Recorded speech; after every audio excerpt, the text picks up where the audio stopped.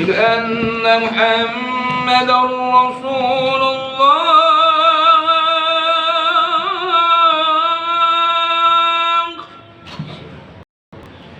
أشهد أن محمدا رسول الله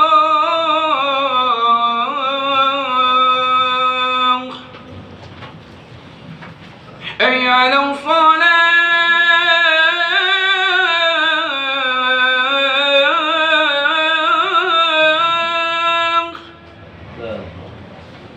حي على الصلاة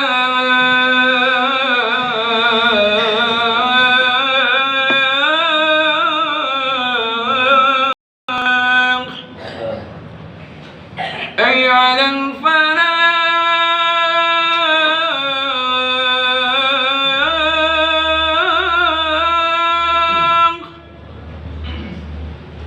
حي على الفلاح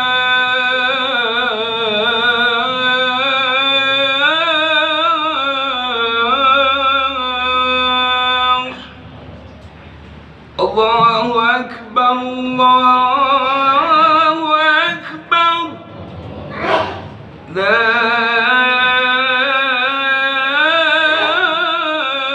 إله إلا الله.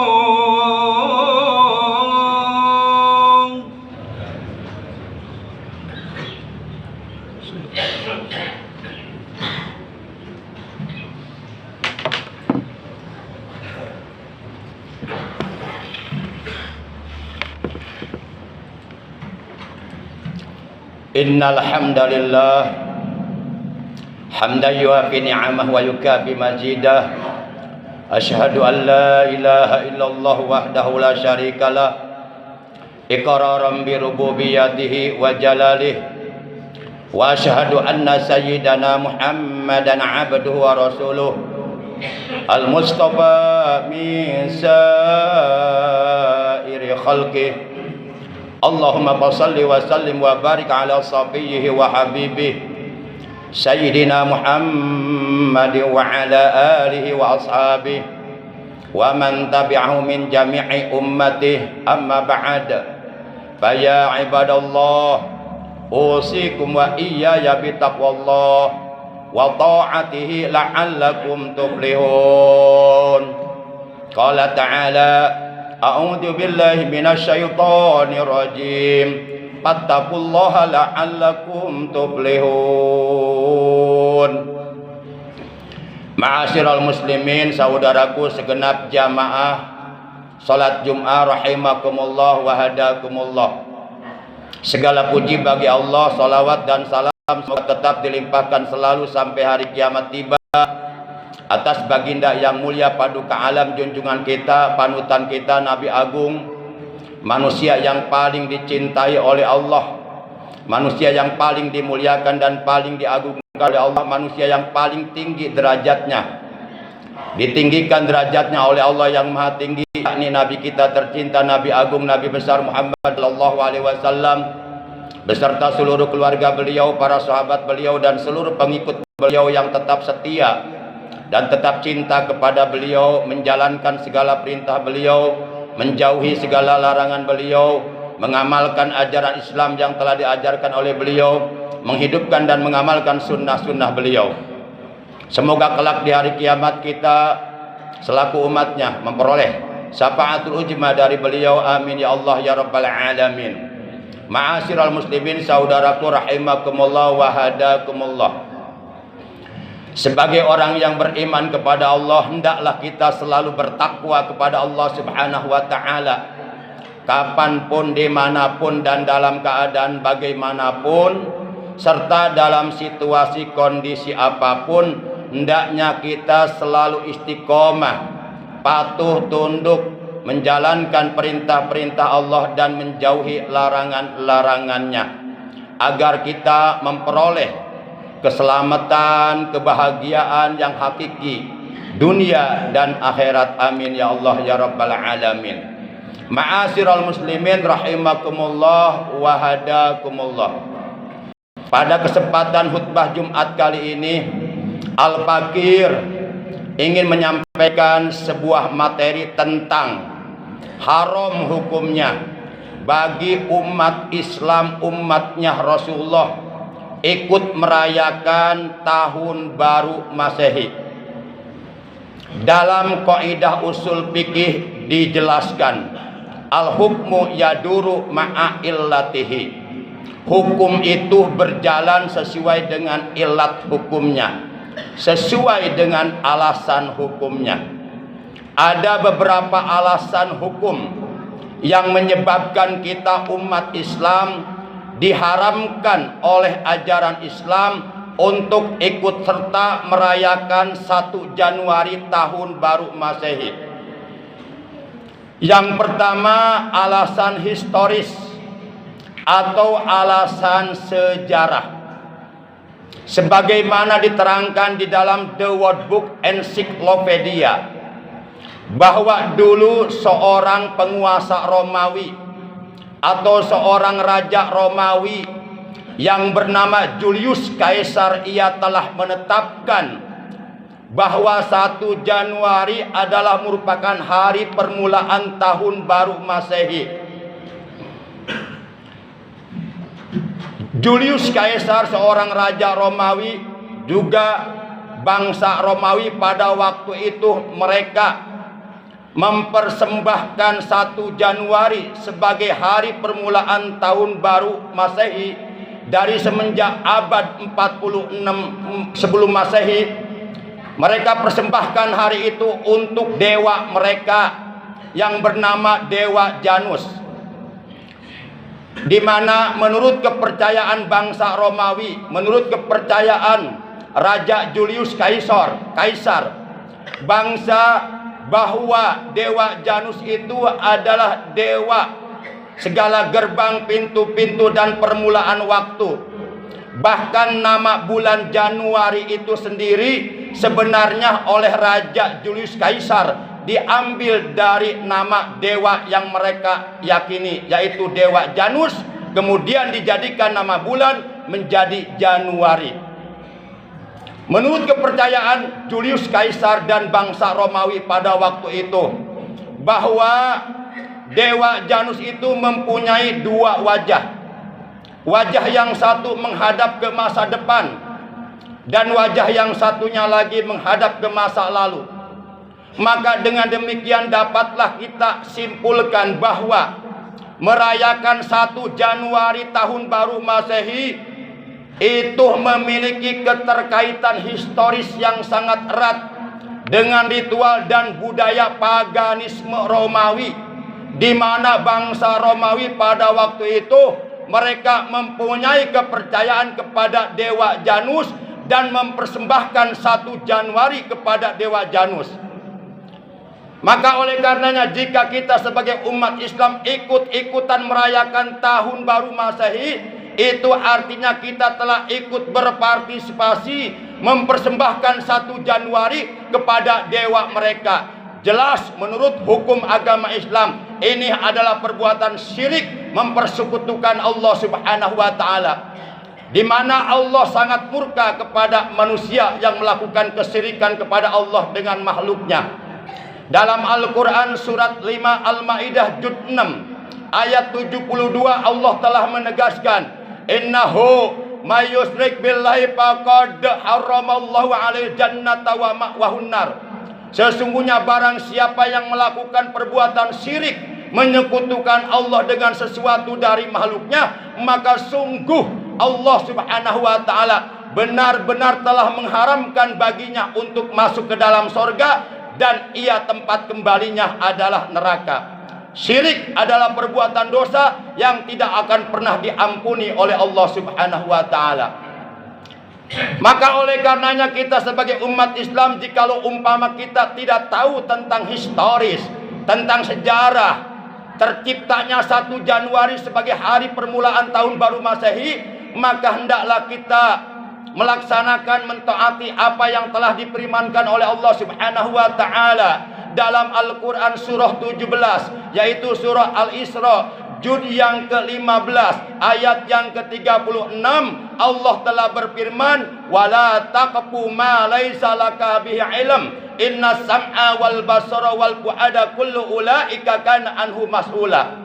Kata Allah dalam ayat ini, dan janganlah sekali-kali kamu, hai umat Islam, mengikuti sesuatu yang kamu tidak mempunyai pengetahuan tentang sesuatu tersebut.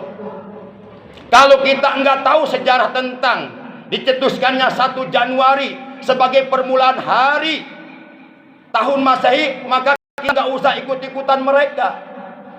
Ma'asyiral muslimin, kenapa? Karena kata Allah, inna sam'a wal basara wal fu'ada kullu ulaika kana anhu mas'ula. Karena sesungguhnya pendengaranmu, penglihatanmu, keyakinan di dalam hatimu, itu semuanya kelak di hari kiamat oleh Allah akan diminta pertanggungjawabannya. Dan kalian harus mampu mempertanggungjawabkan apa yang kalian ikuti tanpa pengetahuan. Ma'asyiral muslimin yang dimuliakan oleh Allah Subhanahu wa taala. Kemudian alasan yang kedua adalah alasan tasabuh atau menyerupai perayaan tahun baru Masehi 1 Januari pada setiap tahun adalah merupakan kebiasaannya orang-orang barat, kebiasaannya orang-orang Yahudi, kebiasaannya orang-orang kafir. Ketika mereka orang-orang barat, orang-orang Yahudi, orang-orang kafir merayakan 1 Januari tahun baru Islam, mereka merayakannya dengan tata cara yang sangat bertolak belakang, yang sangat bertentangan dengan ajaran Islam yang telah dibawa oleh Nabi kita tercinta, Nabi Agung, Nabi besar Muhammad sallallahu alaihi wasallam. Maka apabila kita umat Islam ikut merayakan tahun baru Masehi, itu artinya kita telah bertasabuh, kita telah menyerupai perilaku mereka orang-orang kafir. Dan ketahuilah bahwasanya tasabuh itu dapat menyebabkan seseorang bisa terjerumus, bisa jatuh, bisa masuk ke dalam golongan yang ia serupainya itu. Hal ini sebagaimana ditegaskan dalam sebuah hadis yang telah diriwayatkan oleh Imam Ahmad dan Imam Abu Daud, bahwa baginda kita yang mulia tercinta Nabi Agung, Nabi besar Muhammad sallallahu alaihi wasallam, beliau telah bersabda, "Man tasabbaha biqaumin fahuwa minhum." Kata Rasulullah dalam hadis ini, barang siapa yang menyerupai perilaku atau kebiasaan suatu kaum, maka ia termasuk bagian dari kaum itu. Kalau kita, perilaku kita sebagai orang Islam meniru-niru, mencontoh, menyerupai perbuatan orang-orang kafir, misalnya ikut Natalan atau ikut tahun baruan dalam tahun Masehi, maka kita termasuk bagian dari kaum itu, atau termasuk bagian dari mereka, kata Nabi. Dan kelak di hari kiamat mereka akan dikumpulkan bersama orang-orang kafir di neraka. Na'udzubillah min dzalik. Ma'asyiral muslimin yang dimuliakan oleh Allah Subhanahu wa taala. Bahkan dalam hadis yang diriwayatkan oleh Imam At-Tirmidzi juga Rasulullah bersabda, "Laisa minna man tasabbaha bi ghairina." Bukanlah termasuk dari golongan kami, yakni bukanlah termasuk dari golongan orang-orang yang beriman. Siapa? Man tasabbaha bi ghairina, yaitu siapa saja yang menyerupai atau ikut-ikutan perilaku orang-orang kafir. Demikian kata Rasulullah dalam hadis riwayat Imam At-Tirmidzi. Kemudian alasan yang ketiga adalah trompet Yahudi. Sebagaimana kita tahu bahwa orang-orang barat, orang-orang kafir, orang-orang Yahudi, orang-orang yang ingkar kepada Allah, tatkala mereka merayakan 1 Januari tahun baru Masehi, mereka biasanya pada umumnya merayakannya, memeriahkannya tahun baru Masehi dengan meniup trompet. Jadi meniup trompet ini adalah kebiasaannya orang-orang Yahudi. Dulu ketika turun perintah sholat dalam peristiwa Isra Mi'raj malam Senin tanggal 27 Rajab tahun 1 sebelum Hijriah, bertepatan dengan tahun 622 Masehi, setelah baginda Rasul menerima perintah sholat untuk disampaikan kepada seluruh umatnya di seantero dunia. Pada waktu itu Rasulullah sempat berpikir bagaimanakah caranya untuk memberitahu kepada umat Islam bahwa waktu sholat sudah masuk. Lalu di antara para sahabat ada yang mengusulkan, "Ya Rasul, tiup saja trompet sebagai pertanda bahwa waktu sholat sudah masuk." "Ya Rasul, tiup saja trompet sebagai pertanda bahwa sebagai pemberitahuan kepada umat Islam bahwa waktu sholat sudah masuk." Maka ketika sahabat tersebut mengusulkan untuk meniup trompet sebagai pertanda masuknya waktu sholat, saat itu baginda Rasul dengan tegas mengatakan dalam hadis yang diriwayatkan oleh Imam Abu Daud, beliau bersabda, "Huwa min amril Yahudi." Meniup trompet itu adalah perilaku kebiasaannya orang-orang Yahudi sebagai musuh-musuhnya Allah. Ma'asyiral muslimin yang dimuliakan oleh Allah Subhanahu wa taala, dari hadis tersebut mengandung indikasi bahwa Rasulullah sallallahu alaihi wasallam melarang meniup trompet, karena meniup trompet itu adalah perilakunya orang-orang Yahudi. Meniup trompet adalah perilakunya orang-orang Yahudi. Jadi Rasulullah sallallahu alaihi wasallam beliau tidak menginginkan, tidak menghendaki umatnya meniru-niru perilaku kebiasaan orang-orang kafir. Ma'asyiral muslimin, itu alasan yang ketiga kenapa kita umat Islam diharamkan oleh ajaran Islam untuk ikut merayakan tahun baru Masehi. Dan kita dilarang oleh Allah mengikuti perbuatan orang-orang kafir. Yuk kita lihat dalilnya dalam Al-Quran surah 33, yaitu surah Al-Ahzab juz 22 ayat yang ke-48. Apa kata Allah? Kata Allah, "Wala tuti'il kafirina wal munafikina wada'ajahum wa tawakkal 'ala Allah wa kafa billahi wakila." Kata Allah dalam ayat ini, janganlah sekali-kali kamu, hei orang-orang yang beriman, menuruti kemauannya orang-orang kafir dan kemauannya orang-orang munafik. Dan janganlah kamu hiraukan gangguan mereka. Janganlah kamu hiraukan apa yang mereka lakukan. Jangan dipedulikan, jangan dihiraukan, apalagi sampai dicontoh-contoh atau diikutin. Jangan kau lakukan itu, kata Allah. Wa kafa billahi wakila. Maka cukup Allah lah sebagai pelindung kita. Kemudian alasan yang keempat adalah alasan pemborosan. Dalam Al-Quran surah 17 Al-Isra juz 15 ayat 27 Allah Subhanahu wa taala telah berfirman, "Innal mubadzirina kanu ikhwanas sayatin." Sesungguhnya orang-orang yang memboroskan hartanya, mereka adalah teman-temannya syaitan. Coba berapa banyak saudara-saudara kita yang membeli petasan kembang api untuk dibakar pada pukul 00.00 dalam rangka menyambut tahun baru. Padahal itu harganya lumayan. Kalau satu petasan kembang api berharga 50.000, kalau kita beli 10 berarti sudah 500.000. Coba uang 500.000 tersebut kalau kita sodakohkan kepada anak yatim, tentu bermanfaat. Kita sodakohkan kepada jompo-jompo, orang-orang yang menderita, orang-orang yang terlantar, kita sodakohkan untuk pembangunan pesantren, pembangunan masjid, tentu bermanfaat. Tapi dengan cara seperti itu berarti kita telah memboroskan harta, menggunakan harta yang tidak bernilai ibadah, yang tidak mengandung pahala, yang tidak ada faedahnya, yang tidak ada manfaatnya. Padahal kata Nabi, min husnil islamil mar'u tarku ma la ya'ni. Sebagian daripada tanda kebaikan Islam seseorang adalah tarku ma la ya'ni, meninggalkan sesuatu yang tidak bermanfaat untuk dirinya dan tidak bermanfaat untuk orang lain. Ma'asyiral muslimin, kemudian Rasulullah SAW beliau bersabda, "Innallaha karihalakum salasan." Sesungguhnya Allah membenci kamu dalam 3 hal. Yang pertama, kilawakol, kamu menyebarkan berita burung atau berita bohong. Yang kedua, idoatul mali.